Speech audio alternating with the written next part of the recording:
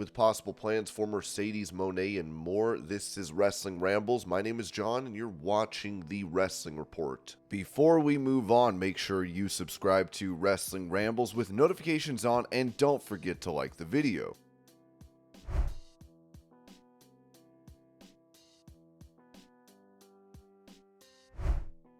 Giving a championship belt out, Bayley could be seen at the San Francisco 49ers game.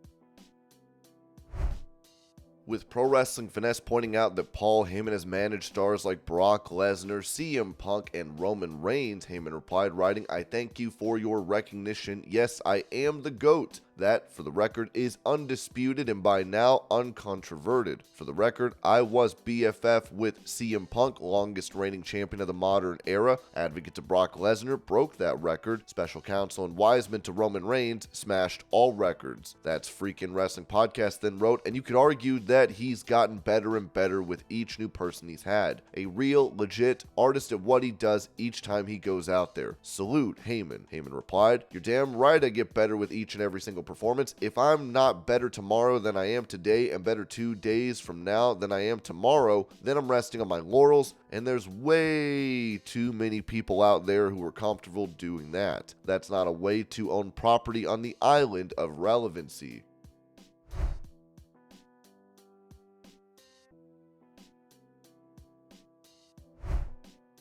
Following the AEW departures of Arn and Brock Anderson, AA said this about what is in the future for his son, saying on his podcast, he's going to have to make his own decisions on the options that he has. "I think he needs more seasoning. He needs, with the pressure's not on him, that it's off. He needs to learn, some more of the mechanics, but basically that's not the issue. He could basically do anything mechanically, and he's got a good head for the business. He's just got to get in there and pull some time. That's all that's missing, and it's the same thing that was missing with everybody that's ever put on a pair of boots. You have to have time in to get better. That's not to say if somebody offered him something he couldn't refuse. That's going to be his call at the time. Yes, he needs to get as many reps as he can with as many different opponents as he can."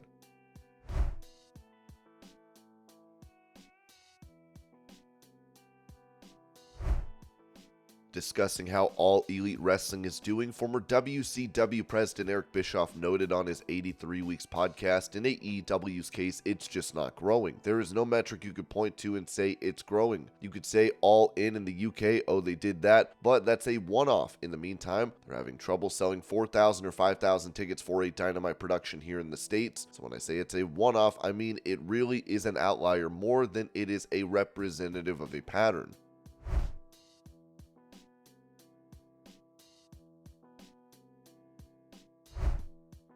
As he's been out of action following knee surgery in November, Rey Mysterio noted his plans for a return from injury, telling Baker Banter, "I'm really working hard on my physical therapy. I just had knee surgery thanks to Santos Escobar, and his time will come eventually. I do hope that I can return for the Rumble, if not shortly after that. I am working very hard to make my return as soon as possible."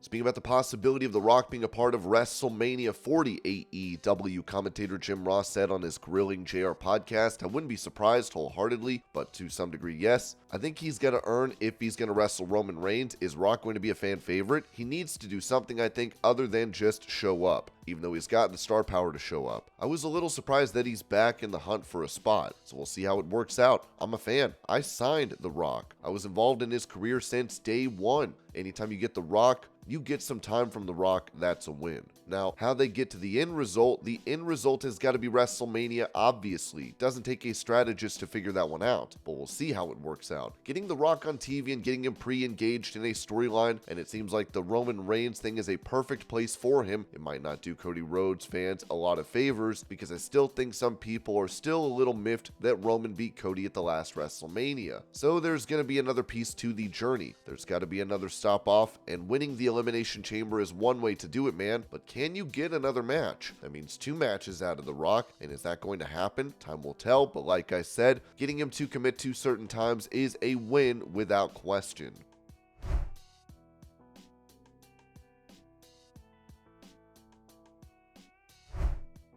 Touching on his release from WWE, Dolph Ziggler mentioned on Busted Open Radio that I was prepared for the last 6, 8, 10 months going. At some point, I have to make a change here. As you get ready to go and see, you don't have a chance to be in a pay-per-view match and steal the show. You don't have a chance to have a 6-minute match to steal the show. You have a match and it's 3 minutes and you don't get an entrance and everyone knows who is winning. Can I find a way to have that work? Once that started happening, even a couple of years ago when Bobby Roode and I were tagging, I was thinking at some point I have to be ready to go. Will my shape and stamina still be there? I've been preparing so long and getting things ready to go. It wasn't what do I do? I'm free. I was planning for half of this entire last contract going. I know at some point I'm being paid way too much to sit at home, so I'm going to have to get out of here. I always wanted to be ready to go just in case they said, I know you've been doing 90-second matches. Can you do 30 minutes with The Undertaker? You're damn right I can. I was ready to go anyway. I just wanted to have every option available. It wasn't out of the blue. I had sent emails to the boss over the last few months saying, I have to move on to somewhere else. Can you let me do this? Eventually, without exact back and forth, that's how it worked out. It wasn't weird because it was so 6, 8, 10 months in place going, here it comes. Now I have 90 days sitting around, which broke my heart, but I just got extra workouts.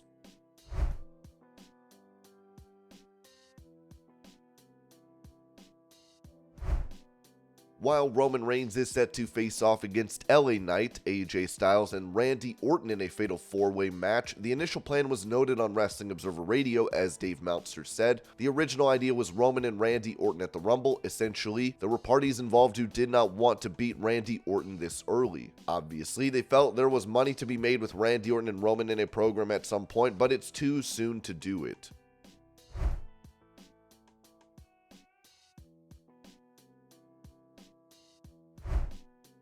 Going over who is expected to return at the Royal Rumble, Ringside News wrote, the buzz on the internet about potential surprise entrants in the upcoming 2024 WWE Royal Rumble event has fans speculating in a big way. PW Insider dropped some notes about surprises that may be expected for the big matches coming up at the end of the month. Sean Waltman is among the names discussed for the Royal Rumble match, with rumors circulating that he might make an appearance. Last week, there were reportedly talks at the Performance Center suggesting Waltman's presence in Florida over the Rumble weekend.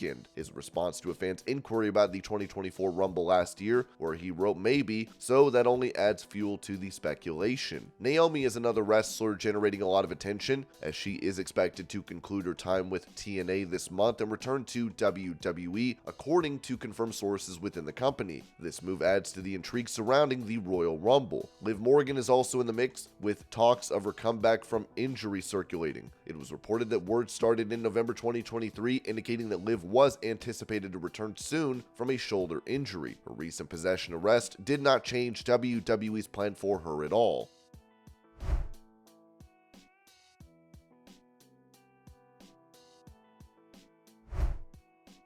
After defending Matt Riddle during his recent MLW match, commentator for the promotion Matt Striker would end up apologizing following backlash. A woman would then level an accusation against him on X, writing, I once had to push Striker off of me when he tried to put his hands down my jeans at an indie show years ago, because he was cool with one of my friends and thought that was enough of a go-ahead. None of this remotely surprises me. Another user chimed in, writing, I can confirm from witnessing firsthand that he's a creep, and I was around NYWC a lot because I thought that was going to be where I started training, but just couldn't afford it. He was super inappropriate with current AEW talent Willow Nightingale. She looked very uncomfortable.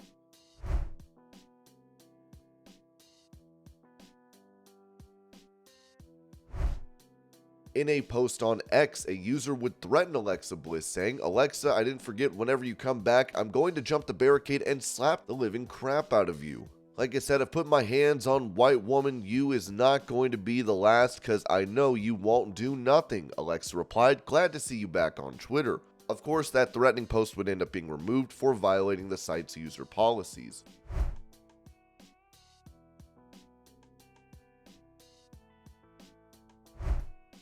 Previously, this was said as it pertains to where Mercedes Mone might end up in the pro wrestling world, with it said in the Wrestling Observer newsletter. WWE and AEW have clearly both been talking with her. Obviously, this has gone on with AEW for months, if not a year, and she's never signed yet. There was a lot of talk within wrestling of her on this week's Dynamite, which she wasn't on. We do know that the expectation is she will be in AEW fairly soon, but until a contract signing is confirmed, anything can happen. Now, Meltzer has said this regarding Mone on Wrestling Observer Radio. On last night's show, there were no teases for Mercedes Mone or for her appearing Wednesday in Jacksonville. What I know is that AEW does expect her to start on TV soon, but as noted, until it happens and the contract itself is signed, I wouldn't consider anything 100%. One would think there would be some sort of a tease of a surprise if she was to appear, since that's been the case with most major signings, but Sting's original debut in Jacksonville came out of nowhere.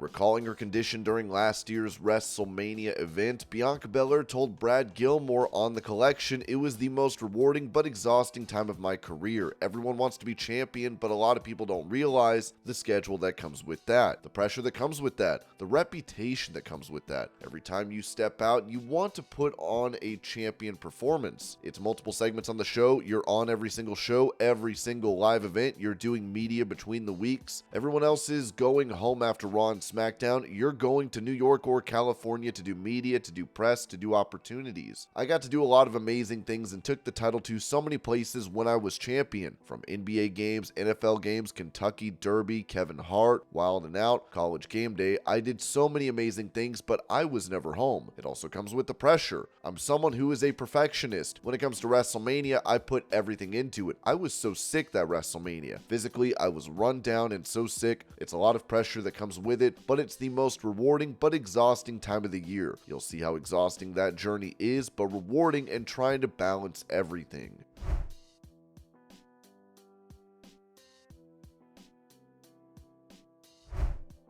Going into the relationship between WWE and All Japan Pro Wrestling, as NXT star Charlie Dempsey recently challenged for the AJPW Triple Crown title, Dave Meltzer noted on Wrestling Observer Radio, "I was told it's an ongoing thing, although there's certainly people in All Japan who have mixed feelings on it, but the president of All Japan and WWE have got a deal going on right now."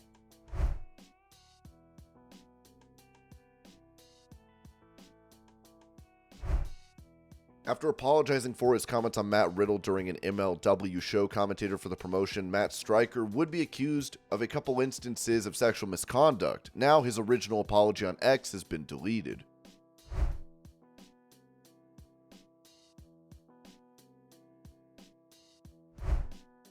Explaining why he has no interest in running a pro wrestling promotion, Eric Bischoff said on his 83 Weeks podcast, "I wouldn't want a job. The reason I wouldn't want a job in a wrestling business is, first and foremost, it would require travel. I don't like to travel, and if I do travel, it's because it's something I really look forward to doing. I still do appearances, but to travel every single week, it ain't happening. It's just not. So there's not a job in wrestling that really interests me. Again, don't take it wrong. I love the business. I'm grateful as hell that I had an opportunity to work in the business. I wouldn't have changed anything in terms of career choices, but that time has come and gone. It's time for a different chapter in my life. There are new projects that I'm equally as excited about, if not more, than I ever was in wrestling. I would rather pursue that. I like doing this. This is fun for me. I don't have to go anywhere. I like my life just the way it is. I don't want anybody to F with it."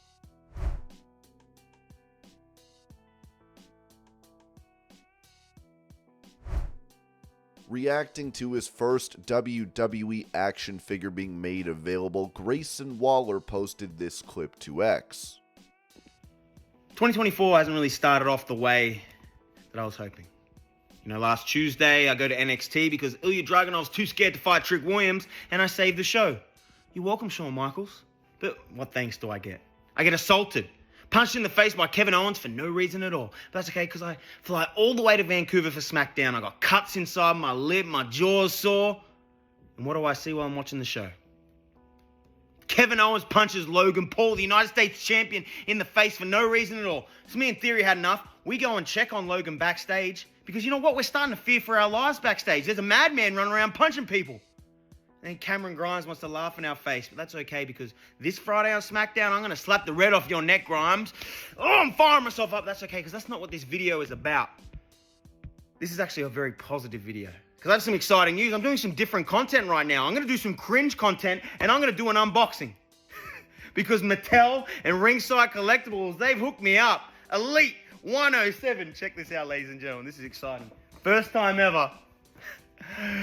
Grayson Waller action figure. It's finally here, baby. And damn, man. That is live. Look at this. You got the Deadline pink flame gear. This is fire. And actually, there's another one. Oh, man, I feel like one of those cringe wrestlers that loves action figures a little bit too much, you know what I mean? But that's okay because we got the Chase variant. Look at this. Ho ho! NXT Stand and Deliver when I whip Johnny Gargano. That gear is fresh. Look at the muscles on your boy. This is exciting. This is great. So you know what? Maybe 2024 is going well. And since I'm already making a bit of a cringe video, why don't we make it even more cringy? I've got a few of these boys hanging around. I don't need too many of them. I'm going to do a giveaway. That's right. I'm going to give away one of these Grayson Waller figures signed, and that means something because I'm not one of those flops signed at the airport. I'm not going to sign many of these things. I'm going to sign one of these and send it off to one person in the comments. But you have to comment, Kevin Owens sucks. That's right. If you comment, Kevin Owens sucks, I'm going to pick one lucky winner, and you get this bad boy. 2024 is looking up.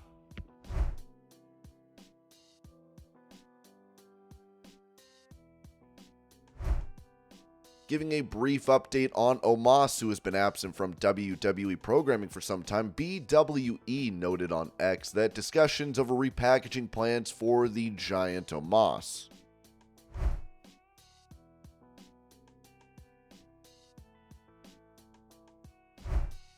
Former Impact Wrestling champion Deonna Purrazzo recently made her All Elite Wrestling debut. On his Backstage Report podcast, Sean Ross Sapp Fightful explained why she ended up not joining WWE. She won on that one, she had a major debut, and she had the fans chanting her name. There was some interest from WWE, I don't know to what degree, but I was told all of their free agent talks would be tabled until after the new year, and it became abundantly clear that she didn't want to wait that long. She signed with AEW, and that's kind of where she wanted to head anyway.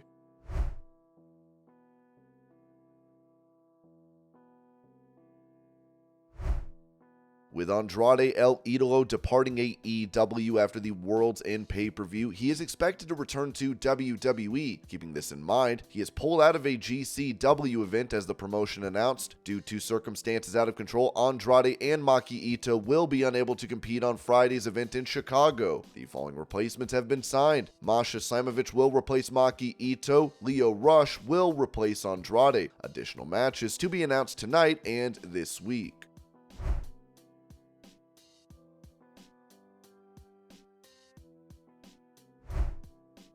Speaking about Adam Cole potentially being cleared to wrestle in time for the next AEW pay-per-view, Dave Meltzer noted on Wrestling Observer Radio, I have no impression that Adam Cole will be ready by March 3rd. He might be, but it's certainly not anything that I expect. I don't know that it's 2 more months. I get the impression that it's longer. No one has given me a time frame, even though I've been in touch with people on it. No one has given me a time frame.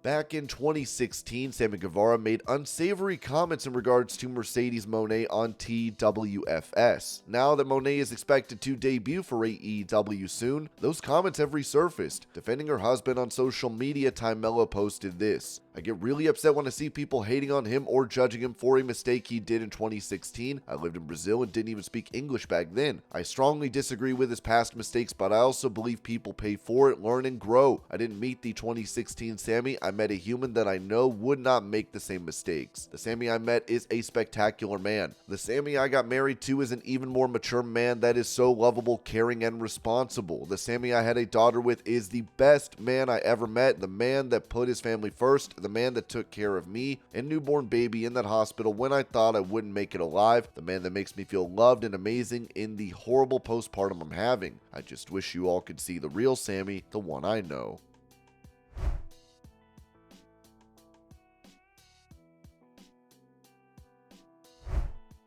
WWE is looking to find a new home for Monday Night Raw, as it will be moving off the USA Network. Ringside News wrote that with WWE's long-standing media rights deal with NBC Universal for Monday Night Raw set to expire in October 2024, there is growing speculation about the company's future broadcasting partner. Sports business journalism reporter John Orand has predicted that Amazon will secure the rights to WWE's flagship show. Orand's prediction suggests that Amazon will keep Raw on Monday nights, targeting a young male audience and providing Prime Video with another marquee night of live programming alongside Thursday Night Football. This shift from cable television to a streaming service would mark a significant change in the wrestling television rights industry. The move to a streaming service like Amazon Prime Video would reflect the changing landscape of television consumption. Cable TV is seeing a decline in viewership, while streaming services are on the rise. This shift has reshaped how television content is valued monetarily. Streaming services provide precise data insights, allowing companies like WWE to accurately assess their viewership and the value of their product. Streaming data combined with advertising revenue and sponsorships can help companies determine their brand's worth when negotiating media rights deals. This means that WWE could potentially secure a more lucrative deal than their previous agreement with NBC Universal. If WWE fails to secure a significant deal from other media rights suitors, Orand suggests that Disney could enter the picture. Disney might consider a deal that includes both renewing its current UFC deal and airing Monday Night Raw on its FX cable channel. This alternative option would provide WWE with a broadcasting partner, albeit on cable television. In any case, the future of WWE's broadcasting rights is expected to bring about significant changes, and the company will likely aim for a deal that maximizes its reach and revenue potential. The wrestling industry is adapting to the evolving media landscape, and WWE is poised to navigate these changes strategically.